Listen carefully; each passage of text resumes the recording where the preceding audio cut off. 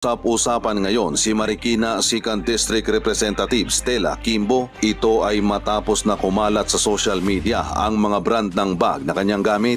Sa larawan na ito, makikita ang 4 sa pinakakilalang brand ng bag sa buong mundo: Chanel, Goyard, Dior at Hermes. Kung isa ka lang sa ordinaryong Pilipino, hindi mo siguro kilala ang brand na ito.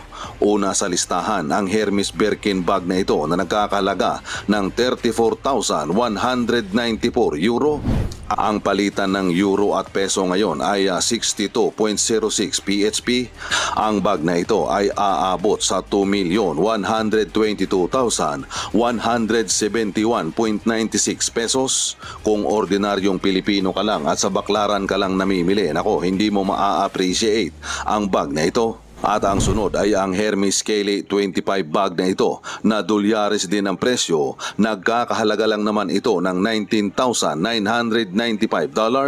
I-times natin sa 56. Ang palitan ng dollar ngayon, aabot ang bag na ito ng 1,119,720 pesos. At ang simpleng hoodie na ito na akala mo ay sa baklaran lang binili, ito ay ang Louis Pullover Sweater na nagkakahalaga ng 39,225 pesos. Dahil nga nag-sale, original price ay 56,035 pesos. Grabe ang mga congressman sa Pilipinas, ang mamahal na mga gamit. Pero tignan natin kung magkano nga ba ang sahod ng isang congressman sa Pilipinas.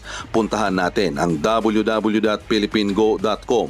Sa Top Government Official Salary 2024, comprehensive guide mula presidente hanggang congressman at representative.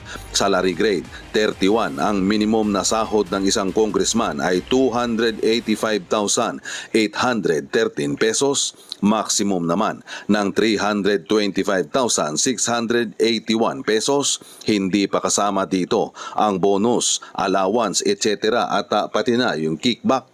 Dahil sa hard work ninyo, ang mga dating walang Chanel ay meron na. Dahil sa tulong-tulong natin, marami tayong mga congressman na nabibigyan ng Land Cruiser at ang mga asawa nila ay may Birkin na bag. Kaya huwag kayong mawalan ng pag-asa, kundi dahil sa inyo wala silang mga bahay sa Forbes. See how valuable you are. Kaya matulog kayong nakangiti at kayod kayo ulit bukas para makapagbayad kayo ng tax. May next batch pa tayong papaaralin, dadamitan at bibigyan ng magandang buhay.